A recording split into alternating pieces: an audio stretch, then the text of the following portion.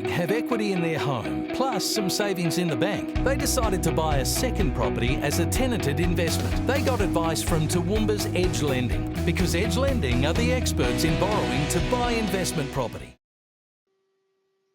Hey everybody, Scott from Edge Specialist Advice Network. I hope you're all well. Hey, today we're doing another installment of What the Numbers Say, and we're looking at future or projected population peaking of the largest countries in the world. So what are we talking about really?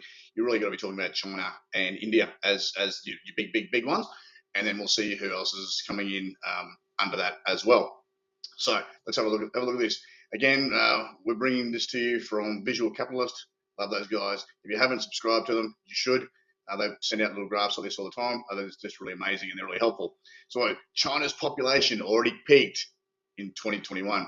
Now, I find this interesting, and somebody might say, well, who cares how many people are in China or India or any country for that matter?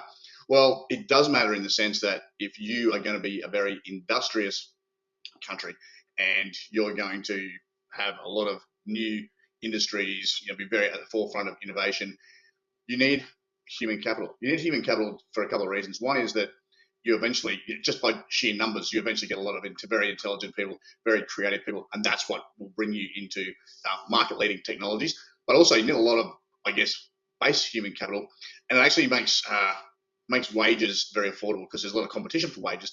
Makes wages very affordable, as in wages don't spike because there's no workers around, and companies can become quite profitable. They can flourish. So for us as investors, knowing where the big populations are going to be, and as long as those populations have education, as long as they have access to capital markets, and as long as they have access to trade with other countries, which China does. China's a really good indicator of that, and India as well. As long as you have those things, then population is what's going to be, the rocket fuel into that economy.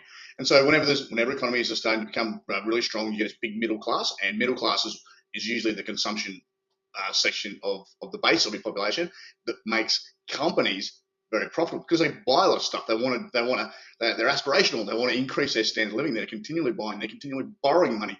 They want to own assets. They want to invest.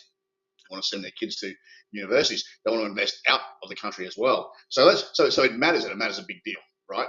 So let's have a look at this. Okay, these are projections, so take of that what you will. The United Nations projections as well, so we always take them with a grain of salt. But you'll see, look, here we are in 2000, here we are today, 2025, and they've pushed a projection all the way out to 2100, so 75 years. Now, nobody can predict the future. However, projections are what we base everything on, so we've got to sort of roll with the way that we do these estimations. Look at the difference. Look at the gap, the yawning gap between India and China, the most two populous countries, and then the next, Pakistan, Nigeria, US, Indonesia, Brazil. Really it's just huge, isn't it?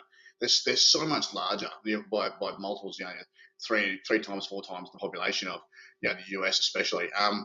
And you can understand why the US really behind closed doors knows that these countries are going to be so strong, and to say that they're not going to be superpowers is ridiculous. China already is a superpower. India probably really is too. Once the base standard of living creeps up a bit, India will be the superpower, especially of Asia. So you can see India and China having a bit of a tussle, actually. It's very interesting. Maybe India will pivot towards Europe and sort of,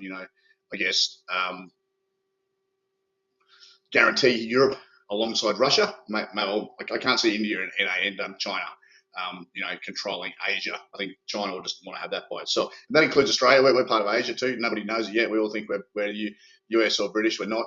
We're going to be left behind pretty quick, as in the US will pull out. The UK is a basket case. So this is what it is for us. However, there's going to be great opportunities because Australia will have to focus and pivot towards China. But if we look at this, okay, so this is kind of, another indicator or more proof from what we've been saying that India will surpass China in standard living technology, but also, its standing in the world, its power in the world. And population, of course, is one of those. Now, does China know that that's a thing? Does the US know that that's a thing? Yeah, they do. So China's now starting to incentivize their citizens to have more children. They're trying to do these tax things, and they're trying to quickly, invert what is their demographic shape. What they've got is they've got a large upper body, like the rest of the Western world. They've got a large older population and younger and less younger population. They're trying to make a bigger base, very much like India has and Mexico has as well, and some of the African countries. So they're trying to incentivize that. Russia's trying to incentivize that for their citizens as well. And I think the US is trying to do that too. I think they're trying to go back to being organic growth. So, for example, if you can see a lot of the things that Trump was voted in on was stopping basically the porous border. So, there was about 10 million people came through in that 2024 year. A lot of undocumented kids, they're all missing. It's just horrible. So they've stitched that up, and like then you get the base economists going, well, hey, actually those people made a contribution somehow to GDP and things. Yeah, because every time you write a $100 check to an immigrant, whether they're there illegally or legally, that's actually another $100 of GDP. So it papered over the numbers. But what Trump is trying to do, what it appears that their team is going, well, okay, let's fix our demographic problem domestically, organically, and he's now come through with, instead of some tax things where people can stay at home longer, he's heavily subsidising IVF. So IVF over there costs hundreds of thousands of dollars, just like it does in Australia. So they're going to make it super affordable for US citizens, which I'm sure nobody saw coming, right? If you listen to, I guess, a lot of the legacy media, apparently Trump hates women and would rather see them dead, but no, he's going to heavily subsidise IVF from US citizens and their families. So they're actually identifying that they want to keep the population growing and get a bigger base on a demographic, and they're going to do that organically. But there's no way they're going to catch these guys. There's no way they're going to catch China. There's no way they're going to catch India. All right, and maybe they don't want to, but they need to continually keep the demographic triangle. They need to continually have new people, new babies being born, because eventually that's what strengthens your economy, because you've got so much human capital that you can lose some and for want of a better phrase, and still be very industrious. So, all right, guys, I thought this is interesting. Nothing super heavy, but again, picture tells 1,000 words, and you can look how far ahead these countries are with population, and you can understand why that a lot of the US think tanks have identified that China, but also India, are going to be or are superpowers that will surpass the US unless the US changes tack and does something very different. So that's probably why you'll see some interesting decisions come out of the US government over the next, I guess, 2 decades, trying to remain at the top of the pile. All right, that's enough from me, guys. Remember, life is a family sport. Give yours an edge. See ya.